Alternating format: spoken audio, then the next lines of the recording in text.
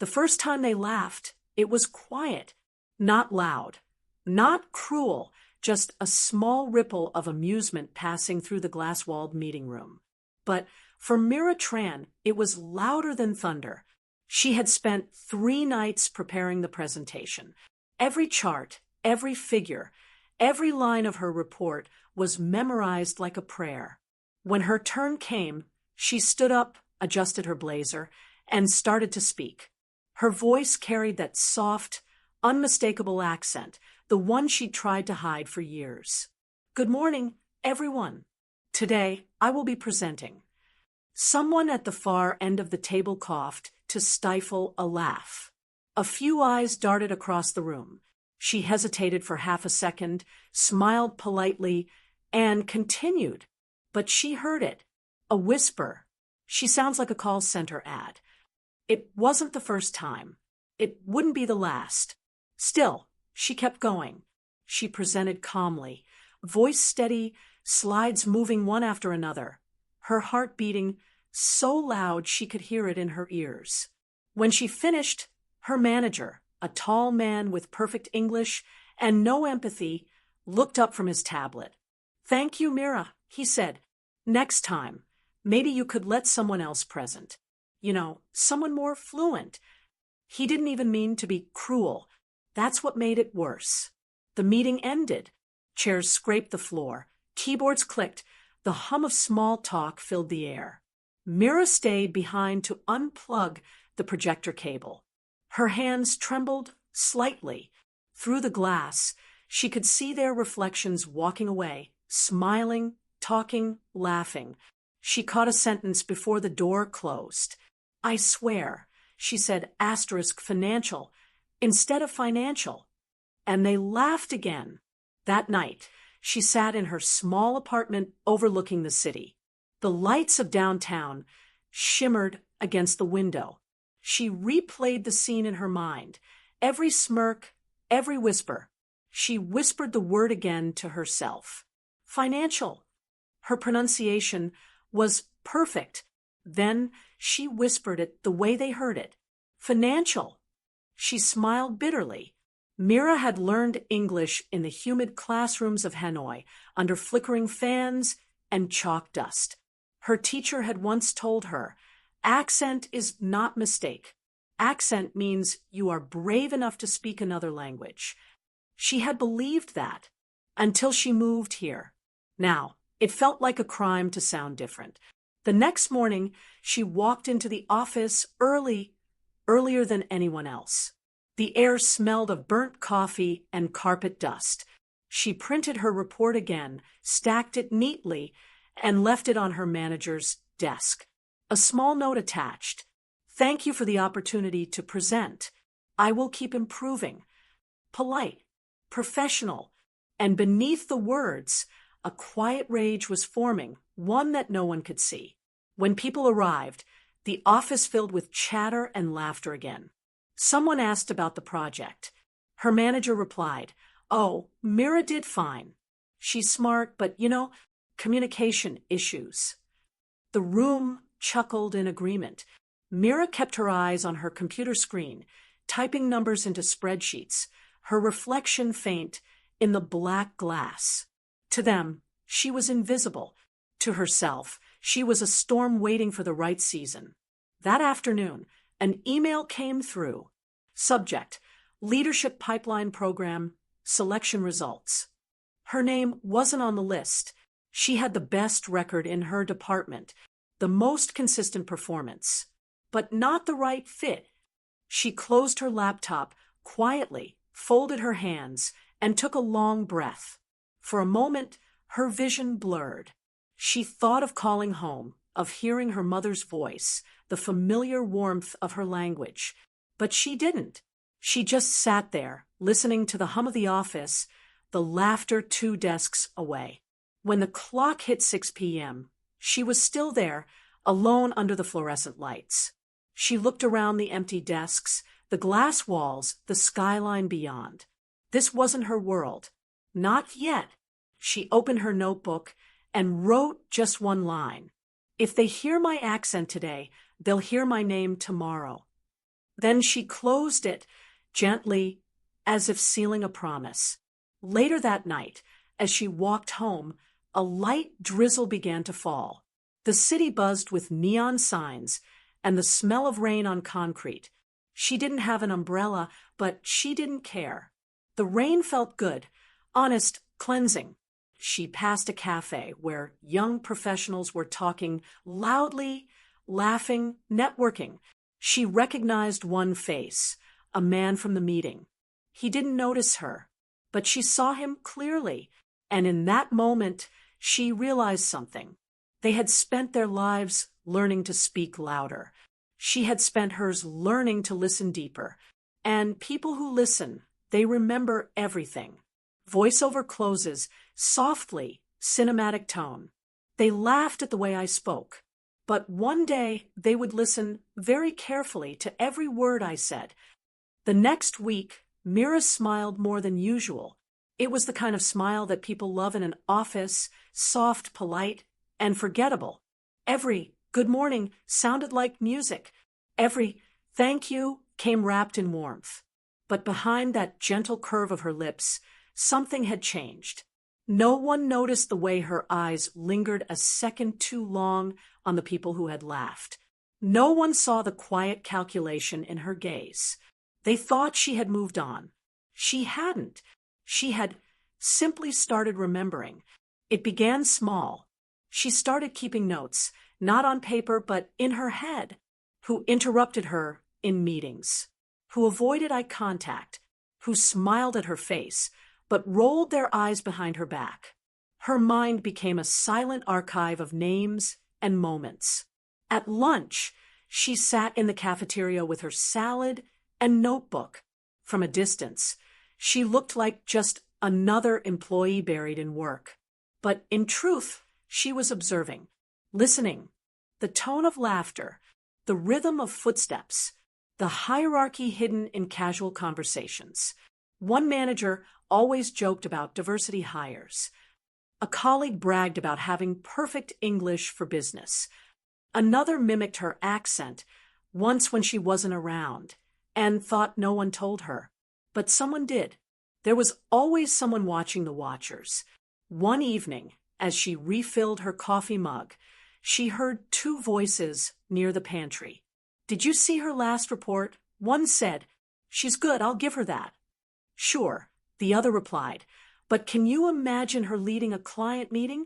They'd think we outsourced finance to Manila. Laughter, easy, familiar, the sound of small men pretending to be giants. Mira didn't turn around. She stirred her coffee slowly, the spoon clinking against the cup.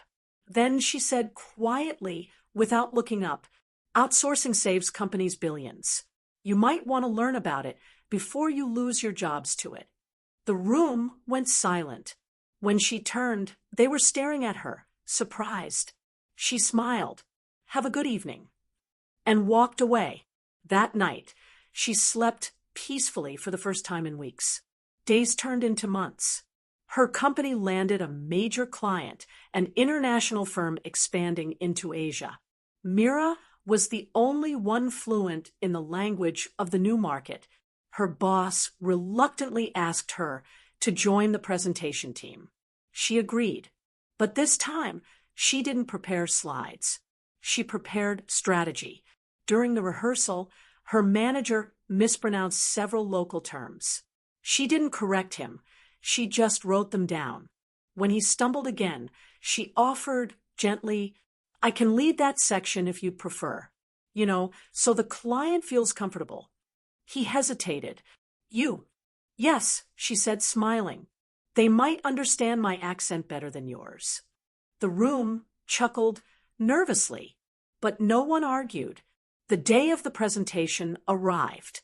Mira stood before the clients, poised and calm, translating numbers into meaning. Her accent was there, melodic, unmistakable, real. The clients nodded, impressed. They spoke to her directly, ignoring her boss's attempts to interject. Afterward, the clients shook her hand first. Her manager smiled stiffly beside her. "You did Well, he said through clenched teeth. She smiled back. Thank you. I keep improving. That evening, when everyone celebrated in the office bar, she didn't join. She sat by her window again, watching the city lights flicker like thoughts she couldn't yet share. She wasn't angry anymore. She was learning the art of patience, the kind that breaks empires. One Friday, during a department meeting, her boss made a mistake while quoting a financial report. No one noticed except her. She waited, and when he finished, she raised her hand gently. Sorry, just to clarify, the report says $2.7 billion, not $2.07. It's a small difference, but in finance, small numbers can ruin big dreams. The room went silent. Her boss blinked, corrected himself, thanked her awkwardly. A few heads turned. A few smiles faded. For the first time, the laughter wasn't at her, it was at him. Later that day, she overheard her name again. But this time, the tone was different. Myra's good with the details. She's scary smart. She doesn't talk much, but when she does, that was enough. She didn't need their approval, only their attention. A few weeks later, HR posted a new opportunity, Manager, Global Strategy. It was a step above her position. Mira applied quietly. She didn't tell anyone. During the interview, the director asked, "Do you believe communication is your strength, Ms. Tran?" She smiled. It wasn't, but I made it my advantage. How so? When people underestimate you, they reveal everything they think you don't understand. I've been listening. The director leaned back, intrigued. She didn't get the position, not yet. But something shifted. People started to notice that Myra's calm wasn't weakness. It was control. At the next Monday meeting, her boss introduced a new intern from overseas, a young woman nervous and shy. As the girl stammered her first English words, someone in the room chuckled. Myra's hand hit the table gently. The sound was small but sharp enough to silence the laughter. She looked around, her smile still polite. "Let her finish," she said. "Fluency takes courage." The intern continued. Mira nodded at her, and for the first time, saw herself years ago, terrified, small, unseen. Now, she was the calm at the center of the storm.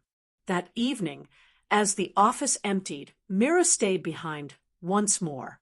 She looked at the reflection of the skyline in the glass, her own reflection overlapping the city she once feared. They still laugh, she thought, but they don't realize they're laughing inside a building I'm about to own. She closed her laptop, the old one with scratches on the lid, and smiled again, the same polite, quiet smile. But now it meant something else entirely. Voiceover closes softly.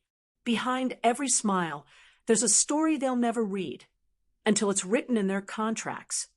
The conference room smelled like coffee and ambition. Morning light filtered through the blinds, painting slanted bars across the glass table. It was Friday, evaluation day. Mira arrived early, as always. Her report sat neatly in front of her, color-coded and bound with precision. She looked calm, but her fingers rested tightly against the pen, still tense, deliberate. Around her, laughter, the sound of confidence, the sound of men who believed the world belonged to them. Her manager, Thomas, walked in last. Perfect suit, perfect smile. "Let's begin," he said. Mira straightened her back. Her heartbeat synced with the clicking of his laptop as he opened the performance sheets. The meeting moved fast. Words like targets, alignment, team synergy filled the air, meaningless vocabulary of people who mistake noise for leadership. When it was Myra's turn, Thomas cleared his throat. "So Mira, you've done some good work this quarter. The Asia-Pacific data models were accurate, and your attention to detail is, well, impressive." A pause. The kind that hides a knife. "However," he continued, Some of the leadership team feels that your communication style doesn't align with the company's brand. Clients might struggle to connect with. He didn't finish. He didn't need to. The word hung there, unspoken but heavy. Accent. She looked at him steadily. My communication style delivered 4 profitable accounts this quarter. Does that count? Thomas smiled, the corporate kind of smile, polite, empty. Of course it does. But perception matters. Sometimes how you sound affects how your message is received. He said it gently, as though he were helping her. The others nodded, some looking away, pretending not to agree too much. Every nod was a cut. Mira sat still, her face expressionless. Inside, her stomach turned to ice. She wanted to ask, "How do you expect me to sound? Like you? Like someone born in a language they didn't have to earn?" But she said nothing. Silence, she had learned, is a weapon that doesn't leave fingerprints. Thomas clicked his pen. We've decided to assign the next project, the global market expansion pitch, to Rachel. Rachel, the woman who once giggled about Myra's pronunciation of strategy. For a moment, the air felt too thin. Myra's throat tightened. She forced herself to breathe slowly. Rachel smiled, all teeth. "Thank you, Thomas. I'll do my best to, continue Myra's great foundation." Foundation. Like Mira was the dirt under her building. After the meeting, the team began discussing details of the next project. Mira sat silently, her hands folded. She wasn't dismissed yet, not officially, but she already knew. She'd been erased. Thomas stood and said, "Mira, maybe you can assist Rachel with the handover this week, just to make the transition smooth." Assist. The word hit harder than any insult. "Yes, of course," she said calmly. "Happy to help." Her tone was perfect, neutral, controlled. No one saw how her hand trembled slightly under the table. When the meeting ended, everyone rushed out, buzzing with new plans. Mira stayed behind, gathering her papers slowly, methodically, as though she were handling something fragile, perhaps her own dignity. Through the glass walls, she saw Rachel high-fiving a coworker. Someone whispered, "Finally, someone who can actually speak properly." Laughter. Again. She walked out without a word. At her desk, she opened her email and saw the formal notice. Subject: Role realignment, internal team adjustments. The message was filled with HR phrases: appreciation, growth opportunity, transition period. She read it twice, expressionless. Then she moved the cursor to reply. But she didn't type. Instead, she reached into her drawer, pulled out a small USB drive, and stared at it for a long moment. That little device held everything: years of data models, project strategies, analytics scripts she had built by herself. Her intellectual blood, her invisible empire. She slipped it into her bag, without hesitation. That evening, while the office emptied and the city lights flickered on, Mira remained seated. Outside the window, the skyline shimmered like gold, beautiful, distant, untouchable. She whispered quietly to herself, "They think they removed me from the project. They just removed themselves from their own safety." Her reflection in the glass looked older suddenly, but stronger too. She took out her notebook, the same one she'd kept since her first day. On a clean page, she wrote, "Step 1, detach. Step 2, observe. Step 3, rebuild." Then she paused. Below it, in smaller handwriting, "Remember their laughter, not for revenge, for clarity." The next morning, she handed over her project files to Rachel with a calm smile. Rachel thanked her awkwardly, then joked, "I hope I can keep up with your spreadsheets. Mira, you have your own little language there." "Yes," Mira said softly. "It's called accuracy." Rachel laughed, unsure whether it was a joke. Wasn't. At lunch, Mira sat by the window, eating quietly. Thomas passed by her table. "You okay, Mira?" he asked, pretending concern. She nodded. "Of course. I'm always okay." He smiled. "Good attitude. That's what I like about you. Always professional." She smiled back, thinking, "That's what you'll hate about me later." That night, she stayed late again, last one in the office. The hum of the air conditioner was the only sound. She copied her personal folders onto the USB drive, one after another. The progress bar crawled across the screen like a countdown. When it finished, she ejected the drive, slipped it into her coat pocket, and stood by the window one last time. The city didn't look so distant anymore. It looked like opportunity waiting to be claimed. They think fluency is power, she thought. I'll show them what silence can buy. She turned off the lights, closed the door behind her, and left the company, quietly like a storm leaving the sea. Voiceover closes, low and steady. Some wars are fought with words. Others are fought with memory. And I remember everything. The Monday after the evaluation felt colder than usual. Even the sunlight through the office glass seemed weaker, as if it, too, was tired of pretending. Mira walked in exactly at 8 a.m., same as always. No one noticed the slight change, the small brown envelope inside her bag, labeled simply to management. Inside it, her resignation letter. She greeted everyone politely. The smiles she gave out were as precise as her reports, measured, consistent, and impossible to read. Rachel was already at her desk, fussing over a new project binder. "Mira," she said brightly, "could you double-check this forecast? I think one of the models is off." Mira took the papers, scanned them, and pointed gently. "You're using Q2 numbers instead of Q3. "Oh," Rachel laughed nervously. "Good catch. Thanks. You're a lifesaver." Mira smiled. Not for long. The office buzzed as usual, phones ringing, keyboards clicking, small talk echoing off glass walls. No one knew that this would be her last day. She spent the morning finishing small tasks, replying to emails with her usual professionalism. But each click of her keyboard sounded like a quiet farewell. At 11:30, she opened a blank document. The cursor blinked like a heartbeat. She began typing.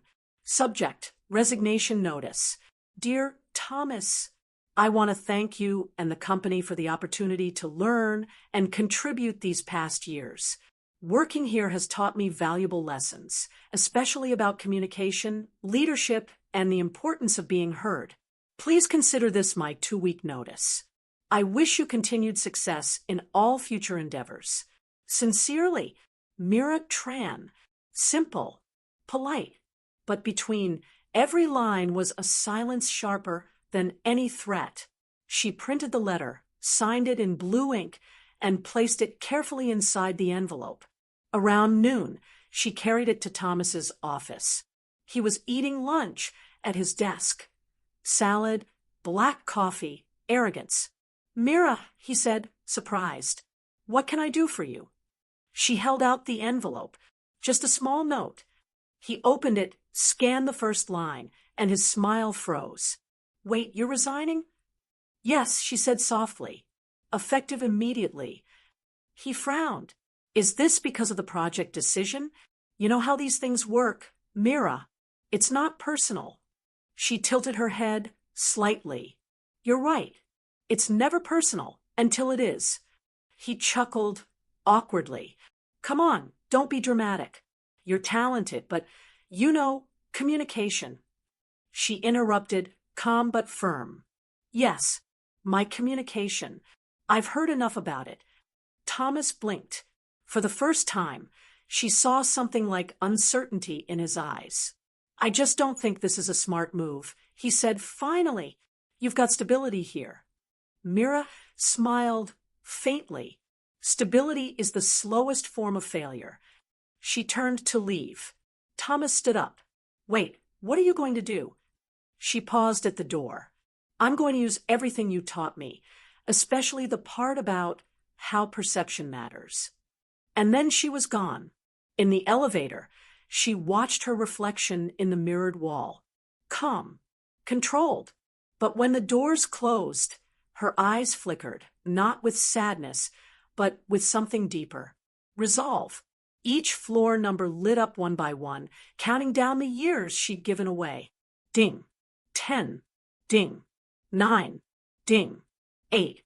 By the time it reached the lobby, she whispered under her breath, "Time's up." She stepped outside. The city greeted her with noise, traffic, life. The wind caught her hair as she crossed the street, her heels steady against the pavement. For the first time in years, she wasn't walking to someone else's building. She stopped at a small cafe nearby, ordered a cappuccino, and sat by the window. The barista asked if she wanted sugar. "No," she said, "just reality." She pulled out her old notebook, the same one she'd written in that night after the meeting. On a fresh page, she wrote, "Today I stopped belonging to them. Tomorrow they'll start belonging to me." She smiled to herself. That afternoon, her inbox filled with messages. A few coworkers sent polite notes. "We'll miss you. Good luck." Rachel sent a long email filled with exclamation marks and guilt. Thomas sent a short one. "Surprised to hear about your decision. You'll always have a place here. Best, T." She didn't reply. Instead, she opened her private email, the one no one at the company knew. There, waiting in drafts, was another message she'd written weeks ago. To Board of Investors, Eastbridge Holdings. Subject: Proposal for acquisition, confidential ****.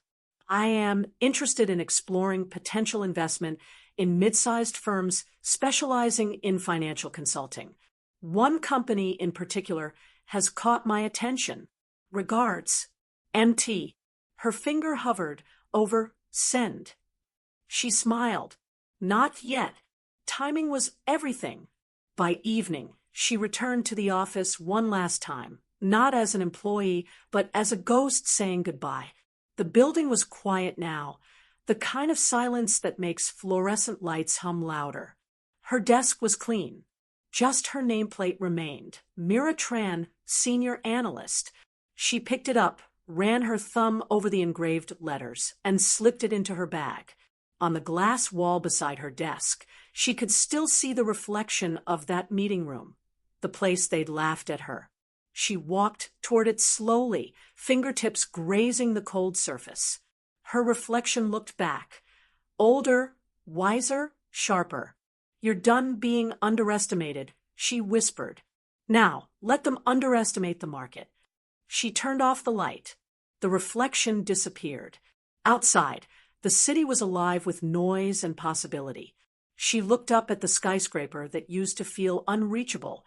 Now, it looked smaller, like a problem she already knew how to solve. She took one last deep breath, pulled her coat tighter, and walked away.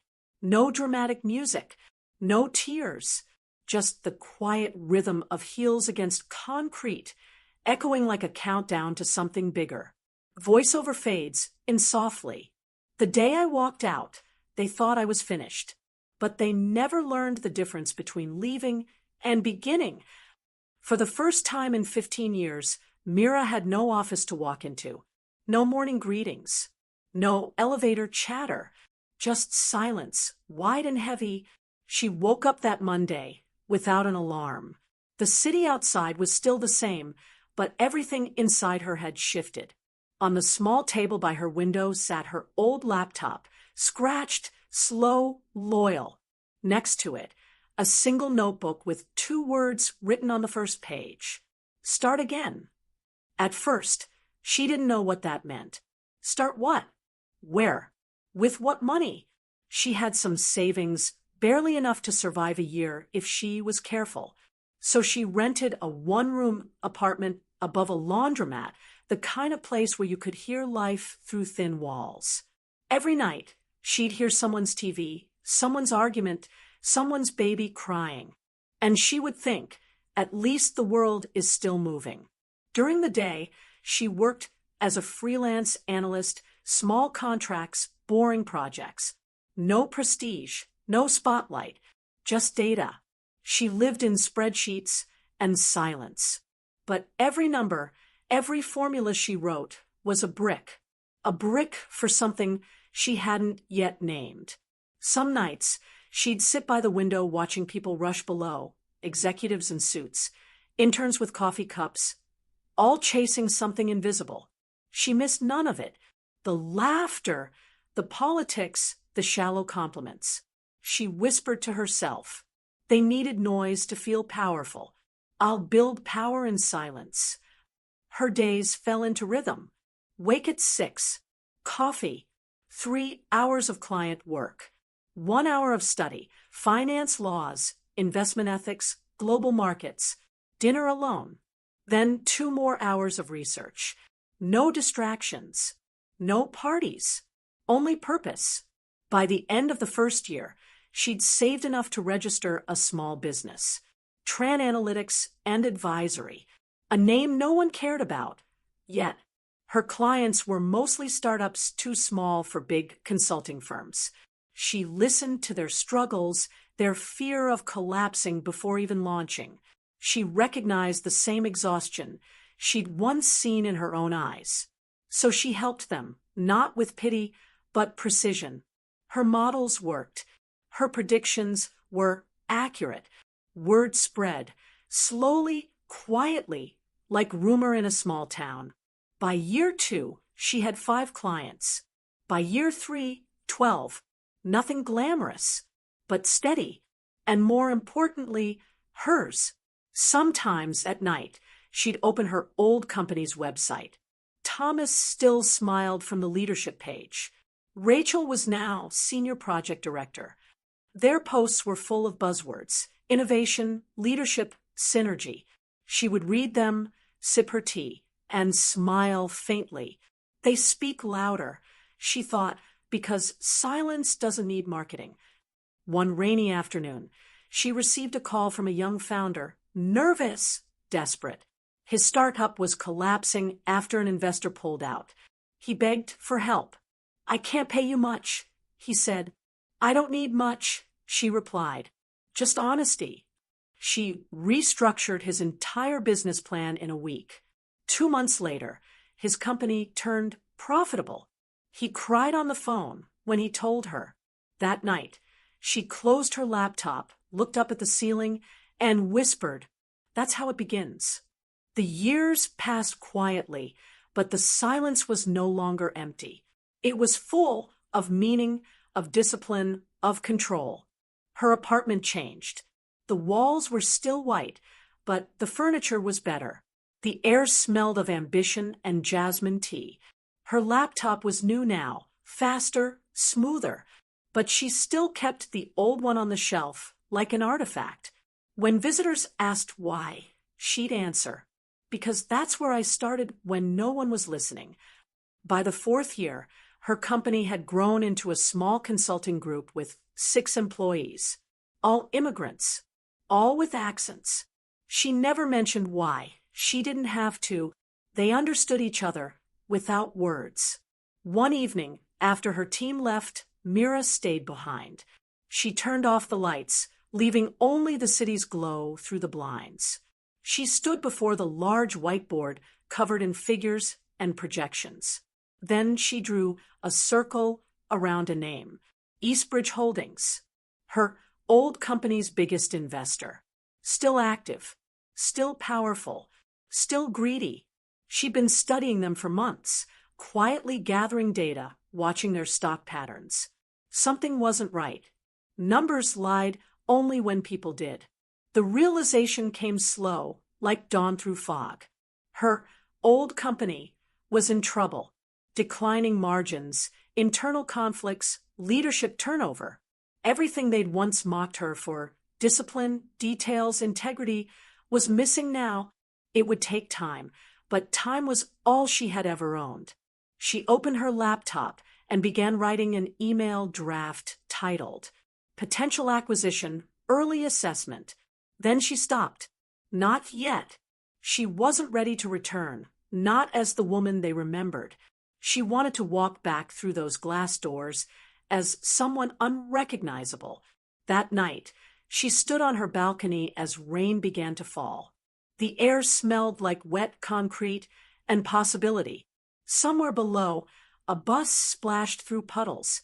A siren wailed in the distance. She closed her eyes. The sound of rain reminded her of the night she'd walked away. Only now, the rain didn't feel like ending, it felt like cleansing. They laughed at my accent, she murmured. But money has no accent. Numbers have no language. And I'm fluent in both. She smiled, slow and calm.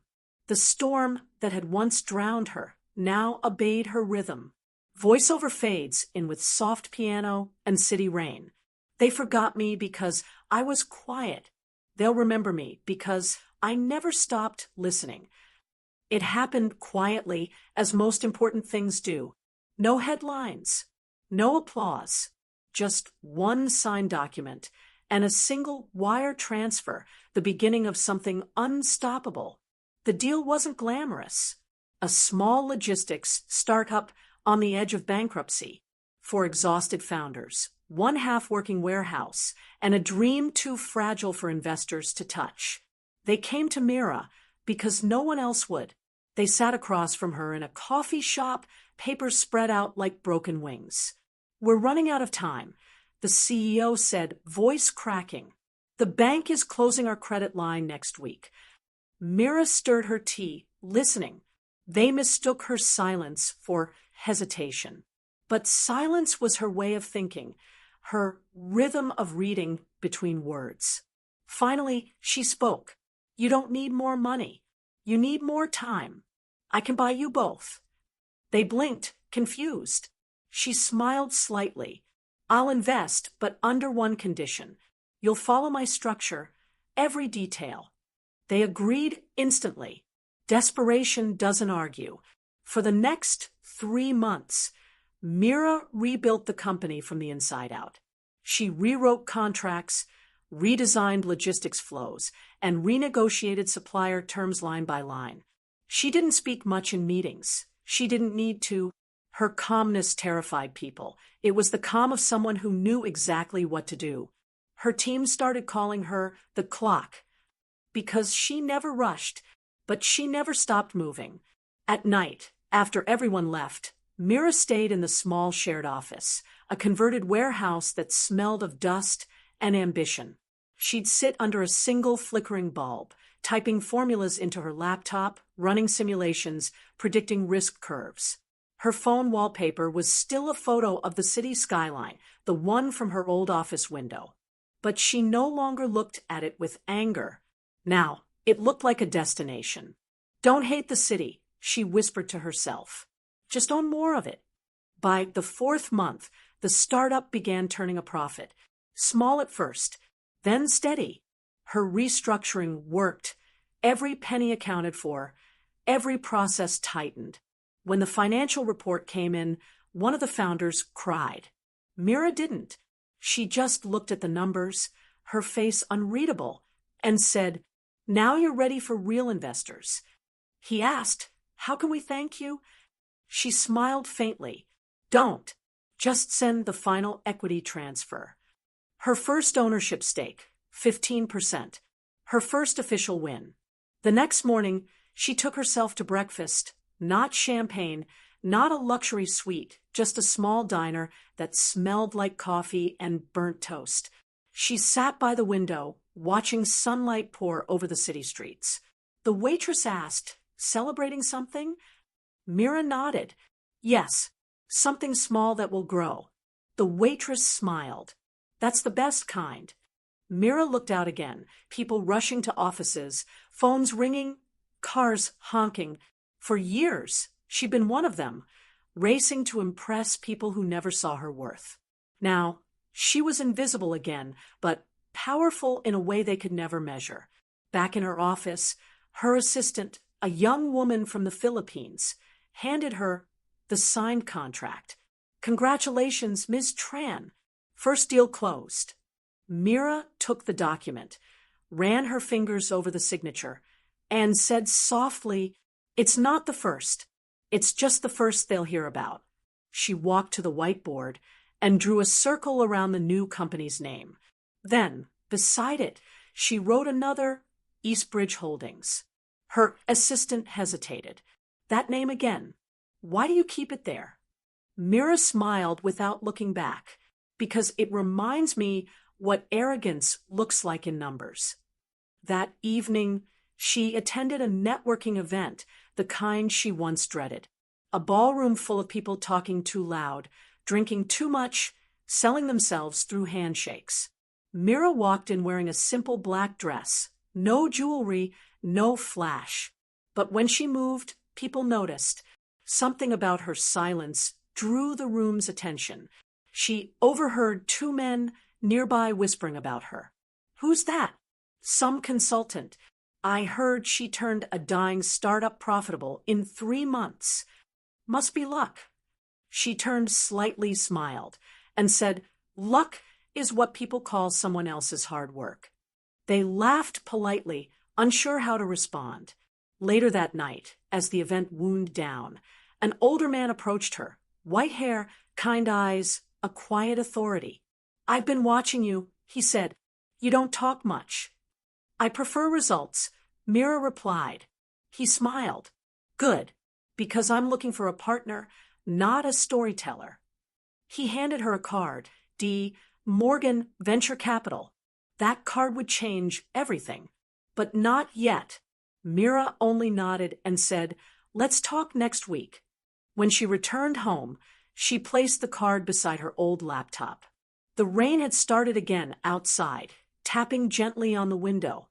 She sat down, opened a new spreadsheet, and began calculating investment projections, not for one company, but for 10.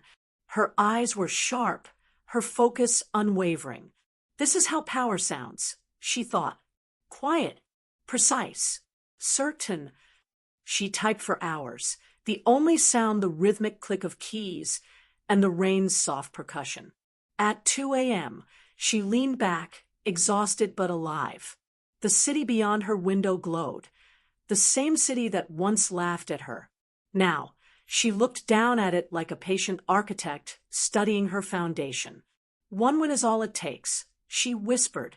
"After that, they build your legend for you."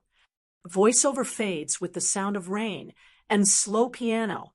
The first victory doesn't roar. It whispers. But if you listen closely, you'll hear the beginning of an empire. Part 2 is still on the channel. Please watch and follow.